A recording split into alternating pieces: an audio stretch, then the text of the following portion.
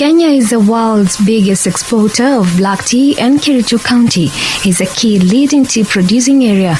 Until quite recently, the tea estate relied on manual laborers who would pluck the tea leaves as workers had done for almost a century. But these days, there are fewer workers, replaced in large part by plucking machines. Each machine is operated by 2 workers and can harvest hundreds of kilograms of tea leaves within a short period of time.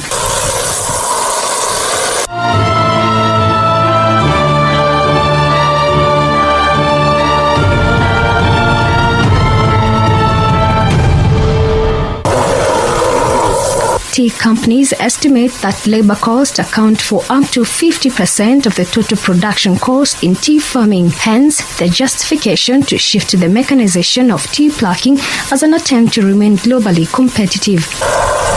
As a result, tens of thousands of cashew workers have lost their jobs. Single-person small charging electric tea picking machines have been recently used, although not many employed in the farm are like in the past. In this farm, 2 to 4 farmers can be seen harvesting using small electric machines. Here is Faith Siale, a mother of 5. She had worked at the Kerenga tea farm for a decade and was among the thousands of hand tea pickers who lost their jobs. Sasa hiyo machine naomba serikali atutoe hiyo machine. Juu imechukua sekta yote. Sasa tumesimamishwa kazi. Ikiondolewa hiyo machine tutapata kazi. Since women were the majority in the tea farms, they were greatly affected. However, job losses happened across genders. Andre Sang, aged 73, had for decades worked at Unilever Tea Farm. Though he retired before the farm mechanization, it pains him that his 2 sons lost their jobs in the process. Watoto wamerudi nyumbani, tuko nao nyumbani na hakuna chochote. So nilikuwa na himiza na nilikuwa naomba wenye wako na uwezo kwa estate na hata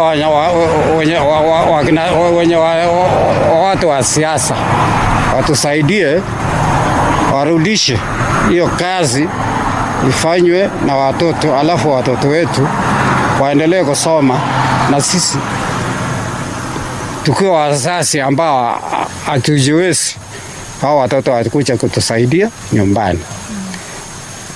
It's very unfortunate vile hii machine zilikuja. I don't know. Mimi siwezi kujua vile hii machine ilikuja kuingia kwa estate because we are not consulted. Alan Nyano's parent worked as tea pickers at James Finlay's tea farm, and after the loss of the jobs, he can no longer continue with his education due to lack of school fees. He's now surviving on many jobs. Tukatai maana technology, lakini ukiangalia technology yenyewe hiyo machine, ukiangalia hiyo machine inachuna chai shamba kubwa in a time. In one time inachuna almost sema eka ngapi. Ni kubwa. Lakini kuna hii machine kai ya kuvuruta kwa chai.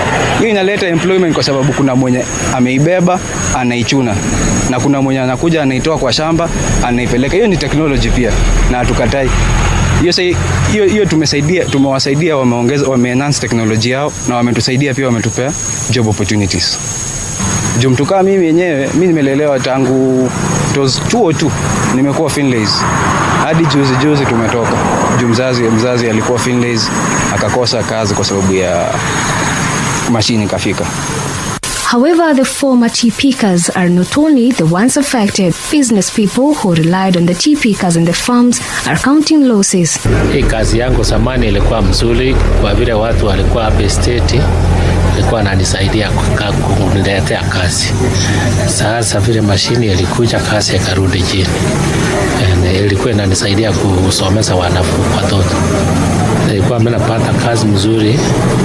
Kutengeneza hadi 2,000 kwa siku, saa hii ni ngumu sana, hata 100. Nafanya biashara ya grocery na ninauza makaa Jericho. lakini biashara imeenda chini sana sababu customers tulikuwa tunategemea customers wa kampuni, lakini venye mashine ilifika customers wamepungua, wanaajiri watu wachache. So sasa hii biashara ni mdogo sababu watu ni wachache. One hand LT harvesting machine operated by 2 people does work that can be done by 25 workers, and one self-propelled harvester takes the place of 100 tea pickers, with the issue going on for over the past 15 years. In terms of capacity, one machine can pluck 400 kilograms of tea a day compared to just 45 kilograms by a human laborer. With this, the farms have always defended the tea plucking machines, saying it would reduce the cost of production and enable them to remain afloat in the competitive global tea market. Kenya Plantation and Agricultural Workers Union KPAW Branch Secretary Dixon Sang pointed out that the tea harvesting machine were deployed by the multinational tea farms in 2010, and since then it has impacted the economy in Kericho and especially led to the job losses. Plantation farms have been mahali pa hawa mama waende wajitafutie maisha na kujificha kule. Machines ilipokuja imeforce hawa wametoka nje. Sasa huku nje, what is happening now outside here is that the plantation, these people now, because wana namna mahali pa kwenda, wameresort to, wengine wanakuja fanya kazi ya sexual work hapa town ili angalau wapate kitu ili waweze kuwasomesha watoto wao. Jambo lingine pia ambapo imekuwa challenge hapa ni the fact that mashule zimefungwa. Walimu pia wamekosa kazi. Hizo mashule pia zimekuwa wasted pale because government ilikuwa imeweka resources kwa hizo mashule. But for now unapata ya kwamba mashule zinalala, hakuna kitu inafanyika kule. However, the union has for the longest time made attempts to negotiate with the multinationals to settle the stalemate, with the efforts bearing no fruits. Tumeweka attempts mingi, mara mingi sana tumejaribu sana kunegotiate na multinationals.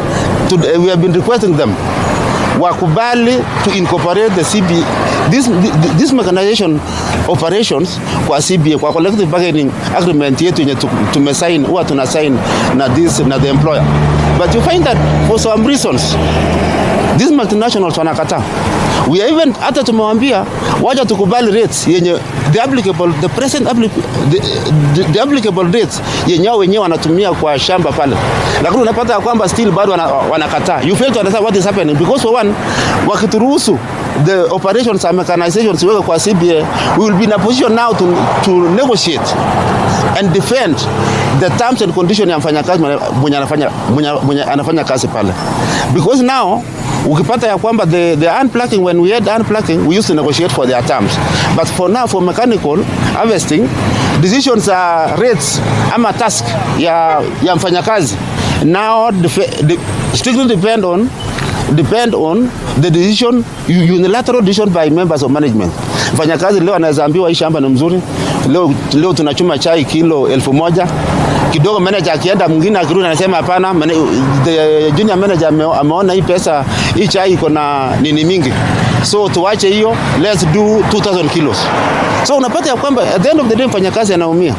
Kericho County Governor Eric Mutai disclosed that talks are ongoing concerning the mechanization issues at the tea farms, with a view of arriving at an amicable solution for all the parties. He says he will also engage with the multinational companies for a win-win solution to the disputes. We encourage dialogue because we realize that we need these jobs badly for our people, and we are saying that seed in some positions.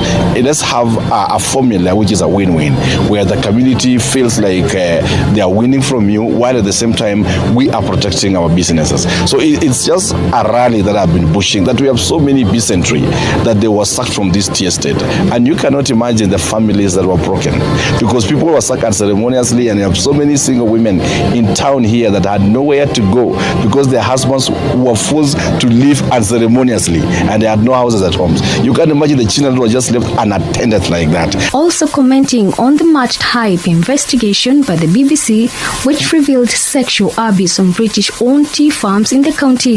The governor condemned the sexual harassment that women were subjected to in efforts to secure the jobs. Rape in our modern and our space of time is worse than a civil war, because each time we rape a woman, we attack the faith of that woman.